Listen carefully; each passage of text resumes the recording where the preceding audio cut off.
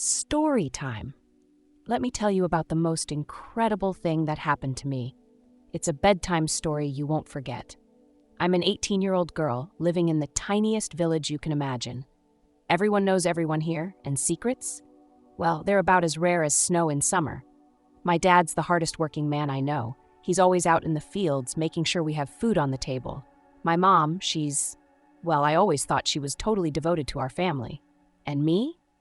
I'm just a curious kid trying to figure out this crazy world. One day, I was cleaning up Mom's dresser when I found this weird-looking amulet hidden under a pile of scarves. As soon as I touched it, it started glowing like a firefly on a summer night. I nearly dropped it in surprise.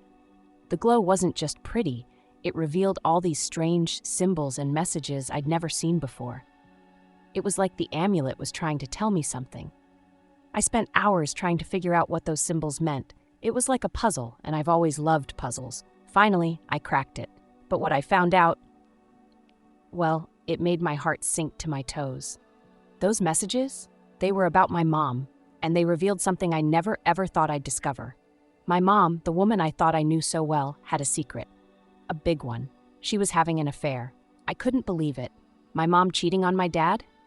It felt like the ground was crumbling beneath my feet. What was I supposed to do with this information? Should I confront her? Tell my dad? Keep it a secret? Little did I know, this was just the beginning of a story that would change everything I thought I knew about my family and our village. I couldn't sleep that night. The amulet's revelations kept swirling in my head like leaves in a storm. By morning, I knew I had to confront my mom. I found her in the kitchen, humming as she kneaded dough for bread. "Mom," I said, my voice shaking, "we need to talk." She turned, flour dusting her cheeks, and smiled. "What is it, sweetie?" I held up the amulet, watching her face change from confusion to shock. "I know about the affair," I blurted out. The bowl clattered to the floor, scattering dough everywhere. Mom's face went as white as the flour on her hands. "Oh, honey," she whispered. "It's not what you think." I felt tears welling up. "Then what is it?" "Because it looks like you're cheating on Dad." She took a deep breath and gestured for me to sit. "There's something you need to understand about our village," she began. "It's called soul binding." As she explained, I felt like the world was tilting on its axis. Soul binding, she said, was an ancient village tradition. It allowed married couples to form connections with others, to seek out different kinds of love and companionship. But that's just cheating with a fancy name," I protested. Mom shook her head. "No, sweetie, it's different. Your father and I agreed to this years ago. It's all above board." I couldn't believe what I was hearing. My parents participating in some kind of open marriage? It felt wrong, confusing, like everything I thought I knew about love and family was being turned upside down. "I need some air," I mumbled, rushing out of the house. I found myself wandering to the edge of the village, where old Granny Willow lived. She was our village elder, known for her wisdom and her cryptic way of sharing it. "Ah, child," she said as I approached, not even turning to look at me. "I see the winds of change have blown your way." I poured out the whole story to her, my voice cracking with emotion. When I finished, I looked at her pleadingly. "What should I do?" Granny Willow's eyes twinkled mysteriously. "Truth, my dear, is like water. It takes the shape of the vessel that holds it." I frowned. "What does that mean?" She chuckled. "It means that what's true for your mother might not be true for you, and what you see as truth today might change tomorrow." I left Granny Willow's house feeling more confused than ever. My head was spinning with talk of soul binding and shape-shifting truths. I felt betrayed by my mom, unsure about my dad, and completely lost about what to do next. As the sun set on our little village, I realized this bedtime story was far from over. In fact, it felt like it was just beginning, and I had no idea where it would lead me next. I couldn't sleep that night, tossing and turning as Granny Willow's words echoed in my mind. The amulet sat on my nightstand, its faint glow a constant reminder of the secrets it held. As dawn broke, I made a decision. I needed to know more. With trembling hands, I picked up the amulet. "Show me the truth," I whispered, feeling a bit silly talking to a piece of jewelry. But to my amazement, it responded. The glow intensified, and suddenly I could see glimpses of the village like never before. I saw Mrs. Baker sneaking extra loaves to the poor families. I saw old Mr. Thompson secretly tending a beautiful garden behind his house. But then I saw something that made my heart stop. My father, working late in the fields, muttering to himself about crop rotations and weather patterns. There wasn't a hint of knowledge about any soul-binding arrangement. My stomach churned. Mom had lied to me. Dad didn't know anything about this. With my heart pounding, I confronted Mom again. This time, there were no smiles, no flour-dusted cheeks. Just a woman who looked suddenly much older and very, very tired. "I saw Dad," I said, my voice barely above a whisper. "He doesn't know, does he?" Mom's shoulders slumped. She shook her head, tears forming in her eyes. "No," she admitted, her voice cracking. "He doesn't." I felt a mix of emotions. Anger, betrayal, but also a strange sense of relief at finally knowing the truth. "Why?" I demanded. "Why would you lie about this?" Mom's words came out in a rush, like a dam breaking.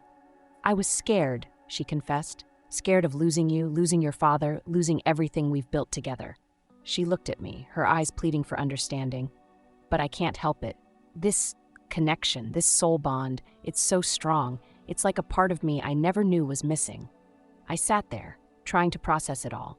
My mom, always so strong and sure, now looked vulnerable and conflicted. I realized that even adults, even parents, could be confused and make mistakes. "What are you going to do?" I asked, feeling the weight of the situation pressing down on me. Mom wiped her tears. "I don't know," she admitted. "I love your father. I love our family. But this other connection, it's like gravity, pulling me in." As I left the house that day, my mind was reeling. The village I thought I knew so well was full of secrets, and my own family was at the center of it all. I clutched the amulet, wondering what other truths it might reveal. This was turning into the kind of bedtime story that keeps you awake all night, full of twists and turns. And I had a feeling the biggest revelations were yet to come. The weight of my mom's secret felt like a boulder on my chest.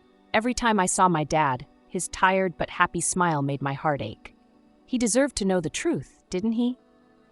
But then I'd remember the pain in my mom's eyes, her fear of losing us all, and I'd hesitate. I needed to talk to someone, anyone. So I went to see my best friend, Lily. We've been thick as thieves since we were little, sharing every secret. Well, almost every secret. "Lily," I said, my voice trembling, "I need your help." I spilled everything, the amulet, the soul binding, my mom's affair, the lie. Lily listened, her eyes wide. When I finished, she was quiet for a long moment. "Wow," she finally breathed. "That's a lot." "I know," I groaned. "What should I do? Should I tell my dad?" Lily chewed her lip, thinking. Then her eyes lit up. "You know what? I think you need bigger help than I can give. You should go to the Enchanted Forest." I blinked. The Enchanted Forest was the stuff of village legends, a mysterious place where, supposedly, one could find answers to life's biggest questions. But it was also said to be dangerous, full of magical creatures and tricky paths. "Are you crazy?" I exclaimed. "The forest is off limits." "Exactly," Lily said, grinning. "Which means it's the perfect place to find the wisdom you need." The idea was terrifying and tempting. After a sleepless night, I made my decision. At dawn, with the amulet tucked safely in my pocket, I set off for the Enchanted Forest. The moment I stepped under the thick canopy of trees, I knew this was no ordinary place. The air felt alive, tingling against my skin. Strange, melodious bird calls echoed around me. I took a deep breath and plunged deeper into the forest. I hadn't gone far when I heard a voice, sweet, enticing, promising to solve all my problems if I just followed it. My feet started moving on their own, drawn to the voice. But then I remembered my family, my village, and I forced myself to stop. The voice faded, replaced by a gentle laugh. "Well done, young one," said a shimmering figure that appeared before me. "You've passed the first test. Not all who enter here can resist the lure of easy solutions." Before I could respond, the figure vanished. I pressed on, my heart pounding. I crossed a bridge made of moonlight, answered riddles posed by talking trees, and helped a wounded unicorn, each challenge testing my courage, wisdom, and compassion. Finally, I reached a clearing bathed in soft, golden light. An ancient owl perched on a gnarled branch, its eyes swirling with galaxies. "Why have you come, child of the village?" it hooted. I took a deep breath. "I seek wisdom," I said. "I carry a secret that could tear my family apart. I don't know what to do." The owl blinked slowly. "Truth and kindness are not always the same thing," it said. But secrets have a way of revealing themselves one way or another. The question is not whether the truth will come out, but how and from whom. I pondered the owl's words as I made my way back through the forest. The journey had been perilous, magical, and enlightening. But as I approached the edge of the village, I realized the hardest part of my story was yet to come. The sun was setting, painting the sky in brilliant oranges and pinks. It was time to go home and face my family. Whatever happened next, I knew this bedtime story was about to reach its most crucial chapter. As I walked back into our village, everything looked different. The familiar houses and streets seemed somehow smaller, less significant compared to the magical world I'd just experienced. But the weight of the secret I carried felt heavier than ever. I found my dad in his favorite armchair, reading by the firelight. Mom was in the kitchen, the clatter of pots and pans a familiar, comforting sound. For a moment, I wanted to pretend everything was normal, to keep this peaceful scene intact. But the amulet in my pocket seemed to pulse, reminding me of why I'd gone to the forest in the first place.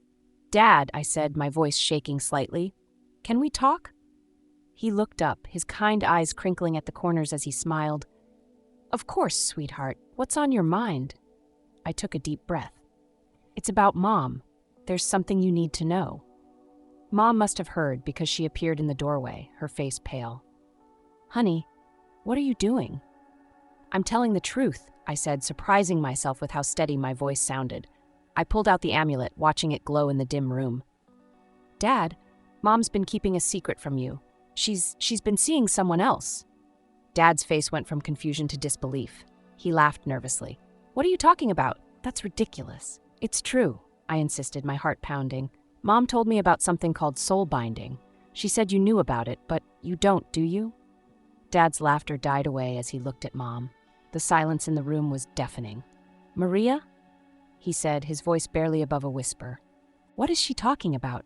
Mom's eyes filled with tears. "John, I can explain." What followed was the kind of argument I'd never heard in our house before. Dad's voice rose in anger and hurt. Mom alternated between tearful explanations and defensive shouts. Years of buried feelings erupted like a volcano. "How could you do this?" Dad yelled, his face red. "All these years, I trusted you." "I never meant to hurt you," Mom cried. "I love you, but there's this other connection." "How connection?" Dad spat the word out like it tasted bad. "You mean affair. You've been having an affair." I stood there, feeling smaller by the second. Had I done the right thing? The amulet glowed softly in my hand, a reminder of the truth it had revealed. "I thought we were happy," Dad said, his anger giving way to a deep sadness that broke my heart. "Was it all a lie?" Mom reached out to him, but he flinched away. "It wasn't a lie," she said softly. "I do love you. I love our family, so I got lost somewhere along the way." As the night wore on, more truths came out. Dad admitted to feeling neglected. Mom confessed to feeling unfulfilled. It was like watching the foundations of everything I thought I knew crumble away. Finally, exhausted, we all retreated to our rooms. The house felt colder, emptier than it ever had before. As I lay in bed, unable to sleep, I wondered if I'd done the right thing. Was this really how the story was supposed to go? I clutched the amulet, wishing it could show me the future instead of just revealing hidden truths. This bedtime story had taken a dark turn, and I had no idea how it would end. All I knew was that nothing would ever be the same again. The next morning, I woke to an eerie silence in our house. No cheerful greetings, no smell of breakfast cooking. As I stepped outside, I felt the weight of stares from our neighbors. Somehow, in the way small villages often do, everyone seemed to know what had happened. Mrs. Thompson gave me a sad smile as I passed. Mr. Baker shook his head, muttering under his breath. I felt exposed, as if our family's pain was on display for everyone to see. At the village square, I overheard whispered conversations. "Did you hear about John and Maria? I always thought they were so happy. If it could happen to them, could it happen to us?" It was like our family's story had cracked open a dam of doubts and questions. Couples looked at each other with newfound suspicion. Friends huddled in corners, sharing secrets they'd long kept hidden. Lily found me sitting alone by the old oak tree. "Hey," she said softly, "how are you holding up?" I shrugged, fighting back tears. "I don't know if I did the right thing, Lily. Everything's falling apart." She squeezed my hand. Truth hurts sometimes, but it's better than living a lie. Just then, a hush fell over the square. Granny Willow, our village elder, was making her way towards us, her gnarled walking stick tapping a slow rhythm on the cobblestones. "Children," she called out, her voice surprisingly strong for someone so old, "and all of you who are no longer children but still have much to learn, gather round." We formed a circle around her, villagers young and old drawn by her commanding presence. "Our village has been shaken," she began, her eyes seeming to look into each of us. "A great truth has been revealed, but at a cost. You see, soul binding is indeed an ancient practice of our people." Murmurs rippled through the crowd. Granny Willow held up a hand for silence. "But true soul binding," she continued, "requires complete honesty and consent from all involved. Without it, the binding becomes a curse, not a blessing." Her gaze found me, then shifted to where my parents stood, apart from each other and the crowd. "Maria," she said, her voice gentler now, "your actions, born of fear and misunderstanding, have disrupted the delicate magical balance of our village. The amulet your daughter found was meant to guide, not to hide." Mom's face crumpled in shame. Dad looked lost, as if he was seeing the world for the first time. "But all is not lost," Granny Willow said, addressing all of us now. "This is a chance for renewal, for all of us to examine our hearts and speak our truths. Only then can the balance be restored." As she finished speaking, I felt a tingling in my pocket. I pulled out the amulet, gasping as it floated from my hand, glowing brighter than ever. It hovered in the center of our circle, spinning slowly. "The amulet has awakened," Granny Willow said, a hint of awe in her voice. "It calls for truth, for healing. Who among you will answer?"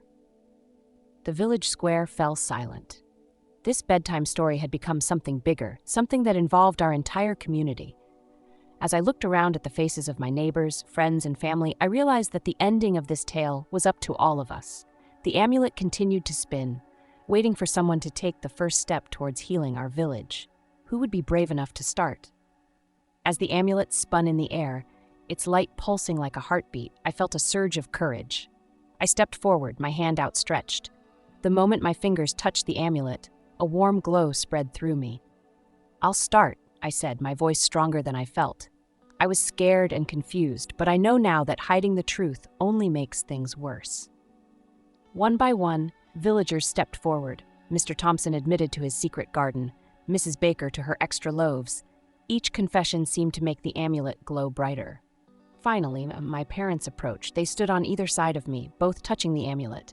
"I'm sorry," Mom said, her voice thick with emotion. "I let fear guide my actions instead of love and honesty." Dad took a deep breath. "And I'm sorry for not seeing that you were struggling. I should have been more attentive." As they spoke, I felt something shift in the air. It was like a weight lifting, not just from our family, but from the entire village. The next few months were hard. Our family had to relearn how to talk to each other, how to trust again. There were tears, angry words, and moments when it felt like we'd never heal. But slowly, day by day, we began to rebuild. Mom and Dad started having long talks every evening. I'd hear them laughing sometimes. Other times their voices were serious, but they were talking, really talking, maybe for the first time in years. The village changed too. Granny Willow guided us in creating new practices for soul binding, ones based on open communication and mutual consent. Couples started having honest conversations about their needs and desires. It wasn't always easy, but it felt right. As for me, I learned that love isn't the simple thing I thought it was. It's complex, sometimes messy, but always worth fighting for. I watched my parents fall in love all over again, this time with their eyes wide open to each other's flaws and strengths. Years passed, and our village became known for its honesty and strong relationships. People came from far and wide to learn from us. And me? I became the keeper of the amulet, using its power to help others find their truth. Now, as a young woman, I often sit with troubled couples or confused teenagers, the amulet glowing softly between us. I share my story, this very bedtime story, as a reminder that even the hardest truths can lead to healing if faced with courage and love. Our family emerged from that difficult time stronger than ever. Mom and Dad's love deepened, tempered by hardship and forgiveness. And I found my calling, guiding others through the complexities of love and truth. As I look out over our village, watching children play and couples walk hand in hand, I'm grateful for that fateful day I found the amulet. It taught us all that the path to true happiness isn't always easy, but with honesty, forgiveness, and love, it's a path worth taking. And so as the sun sets on another day in our little village, I hold the amulet close, ready for whatever truths tomorrow might bring. Because now I know every challenging moment is just another part of this beautiful, complex bedtime story we call life.